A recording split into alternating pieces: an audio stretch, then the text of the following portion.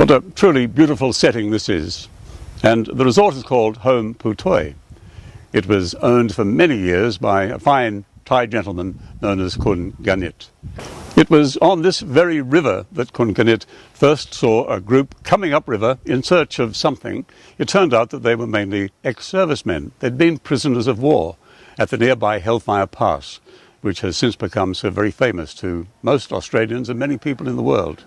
Kun Ganit became their friend and every year welcomed them back here to a service on Anzac Day. The pristine mountain stream brings great enjoyment to visitors, but it played a crucial role in the lives of Kun Ganit and the former prisoners of war returning to an overgrown past. They just happened to pass by in a mountain boat. I feel sorry for them. So I try to take care of them. At the time we were not a resort.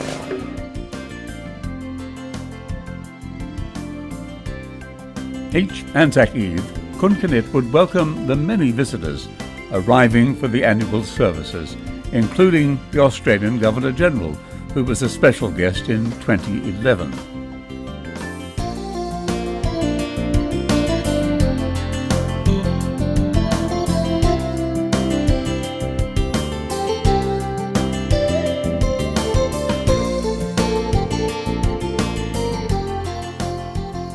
He was always there to welcome us. He couldn't do enough to make us welcome, and he was a great friend of all POWs. Yeah. And he had a lovely wife.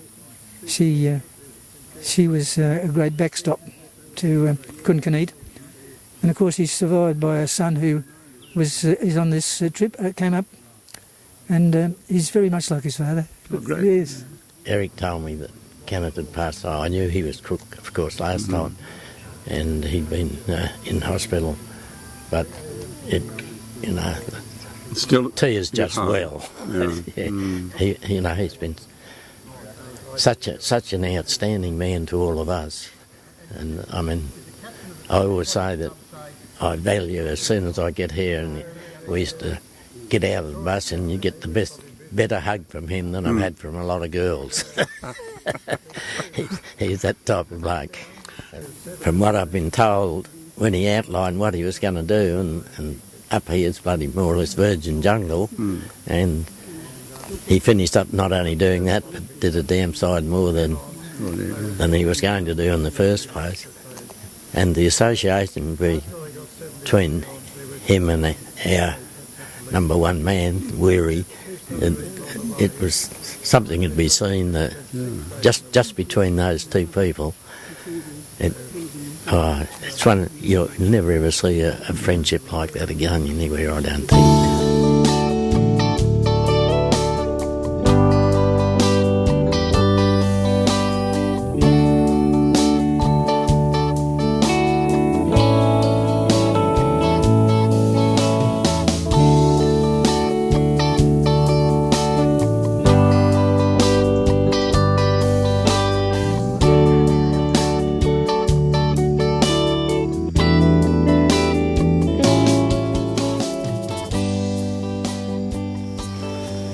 This incredible steam engine, from the time at the very least, really sets off this whole extraordinary tribute to the prisoners of war and the terrible time that they went through, here in the beautiful grounds of his home Phutoey.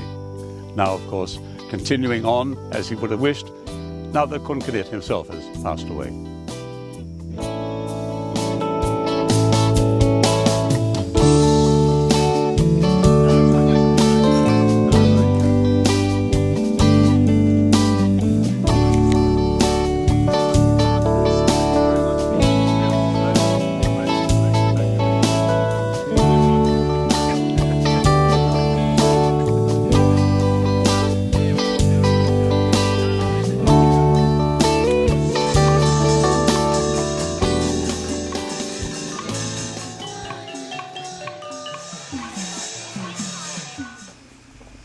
Each year, the former POWs have joined the Quiet Lion Tour from Western Australia to mark the ANZAC commemoration at Hellfire Pass, Kanchanaburi.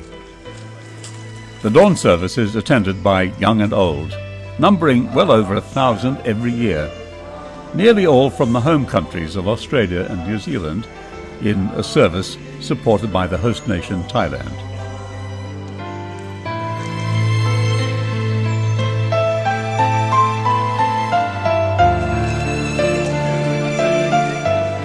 It takes place in a rough-hewn jungle setting where prisoners of war were forced to labour day and night to build a wartime supply line railway of death. Well, the quiet line was Weary Dunlop, and it's quite a nice story when Weary's Dunlop Force, his second casualty clearing station, when they came back from the Middle East and landed in Java. It wasn't where they wanted to land, but they landed in Java. And they were captured fairly quickly, and they established his clearing station at Bandung. Now, all the Javanese soldiers in that area were involved, and that group were there for nearly 12 months.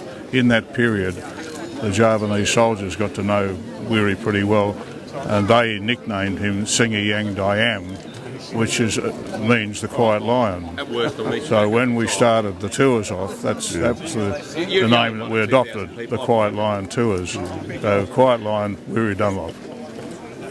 We don't know how long we can keep on bringing these ex-POWs up here, as you saw this morning, and they're getting a little bit frailer every year and obviously much older. But if you had to distill it down to what is the most impressive thing as far as the children's concerned, is the ex-POWs, because during the course of our tour they're all given the opportunity to converse with the POWs and hear their stories. So with the combination of what the POWs have told them face to face and what we tell them with our stories, they get this particular message. And I might add, they then start to earn their having gone on the tour, because they go back to their respective schools and they have to tell the rest of the school body in an assembly what their experiences were. That's how we work it.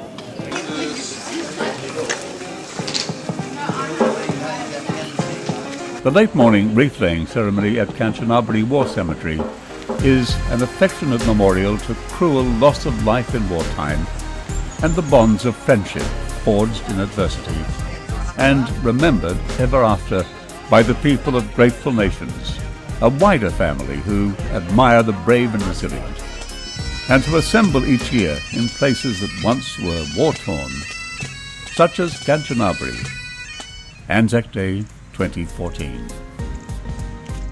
Many of these prisoners were transported to Burma and Thailand to help construct a railway connecting Tan Bazayat in Burma with Non Pladuk in Thailand, a region of jungle, mountain, swamp and disease.